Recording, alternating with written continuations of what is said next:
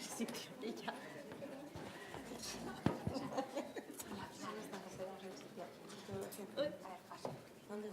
Aquí. Mira, qué emocionante, ¿no? Este proyecto está tocado por la suerte, porque siempre nos pasan cosas como estas, ¿no? Que, pese a todo...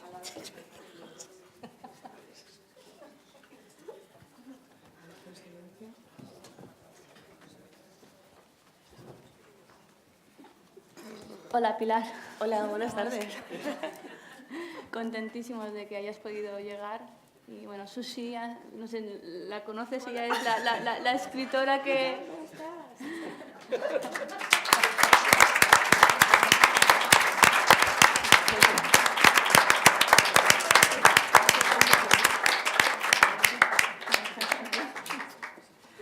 ¿Habéis hablado ya todo? Bueno, estamos alternando preguntas con lecturas de textos. Hemos leído tu texto ya.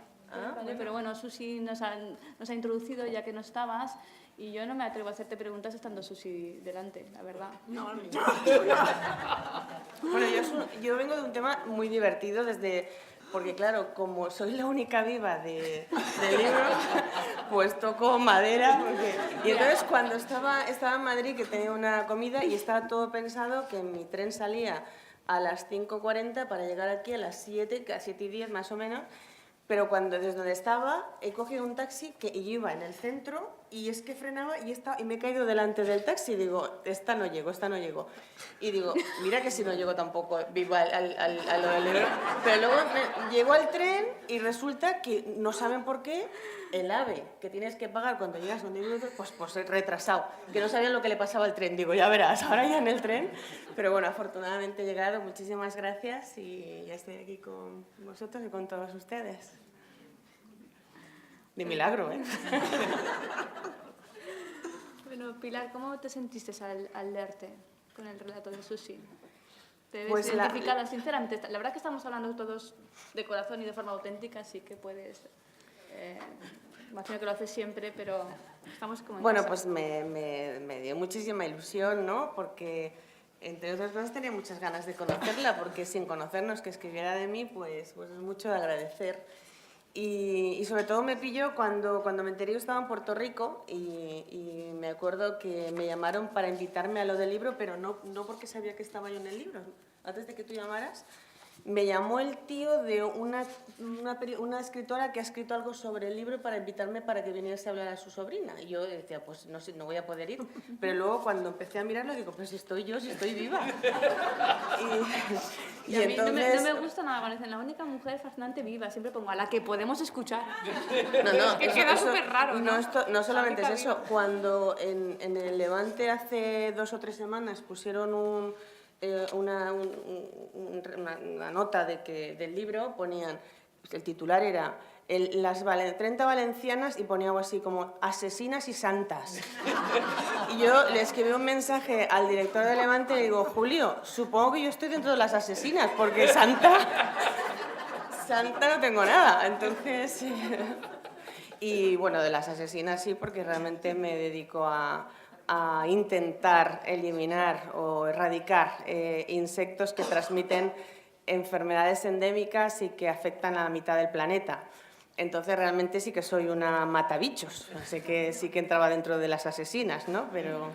Y bueno, pues me dio muchísima ilusión pensar que alguien puede pensar en mí, puede escribir en mí, siempre es un honor. No creo que me merezca que escribáis de mí, creo que hay muchas mujeres mucho mejores que yo y más importantes, pero siempre pues agradecer que me metáis en el libro y bueno, ojalá se escriban dentro de poco otras 30 o 60 o 80 mujeres que seguro que le vamos a encontrar en este nuevo milenio y que va a ser el motivo para que muchas escritoras podáis hablar de muchas mujeres valencianas que hasta la fecha han sido anónimas, otras ya no tanto, pero que vale la pena, ¿no? Escribir sobre las mujeres y visibilizar todo lo que vamos haciendo por el mundo. Así que muchísimas gracias. ¿Y te viste reflejada en el relato? Es que tengo curiosidad realmente. O sea, ¿cómo se siente uno al leer un relato sobre sí misma, ¿no? Está escrita en tercera persona, es bastante periodístico, ¿no? Se podría decir, pero bueno, tiene su puntito emocional también. Yo creo que es muy emocionante, o sea, que ver cómo te ve otra persona sobre todo porque había mucha... yo no había hablado con ella personalmente, entonces ha sacado mucha información del libro del vampiro de los pobres. Sí. Y entonces, bueno, yo creo que de entre lo que ha leído de mi vida y lo que ha sacado, pues la verdad es que es emocionante, ¿no? Como me ve. Otra cosa es que luego cuando me veas en persona, sea más asesina todavía, ¿no? Pero realmente me pareció muy interesante, sobre todo ver una visión femenina, una pluma femenina que escribe sobre otra mujer, es muy interesante, ¿no? Porque, bueno, de mí que he tenido la suerte de que han escrito libros, hombres o mujeres que han escrito cosas mías, cuando lo escribe una mujer que le pone sentimientos, pues se nota mucho y te emociona mucho, ¿no? O sea que muy emocionante y sobre todo te da mucha fuerza para pensar de que algo de lo que estás haciendo va por buen camino y sobre todo pensar que te queda mucho más por hacer, ¿no? Porque encontrar a mujeres como ella que ha escrito sobre mí pues te hace pensar que hay que hacer mucho más, ¿no? Sabes que hay algunas personas que te siguen, que les sirves de ejemplo y por lo tanto te hace pensar que tienes que hacer muchas más cosas y dar mucho más ejemplo para que esto le sirva a mucha gente de referencia, ¿no? Gracias. Y bueno, le pregunté a Susi, digo, ¿pero Pilar Mateo tiene familia? ¿No? Y porque con todo lo que has hecho, ¿no? Porque por un lado está el tema del mal de Chagas, pero también Susi me insistía en que ella se había centrado en esa parte del relato, pero que eres empresaria, que es súper emprendedora, que ayudas de forma solidaria a un montón de mujeres, o sea, que es imposible seguirte la pista, realmente, o sea, parece que te está dando mucho jabón, ¿no? Pero es que es como que es una cosa detrás de la otra, parece una locura el tiempo que dedicas y casi... Por eso le pregunté, ¿pero tiene marido, tiene hijos? Y me dijo, sí, tiene 3 hijos, ¿no? Y No, dos hijos y digo, pero tendré que preguntarle cómo lleva esto, si lo quieres comentar, porque es una pregunta un poco personal, si no la encantadísima, evitas, porque aparte la evades o como quieras. No, me encanta que me lo preguntes porque, entre otras cosas, estoy locamente enamorada de mi marido, que además está ahí detrás, o sea que...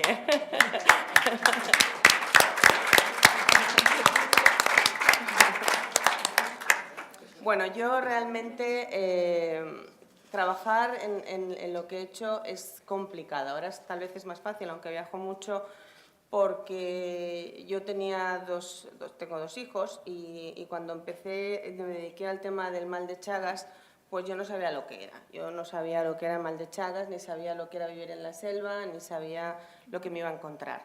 Y es verdad que en aquel momento pues, he tenido la gran suerte en mi vida de tener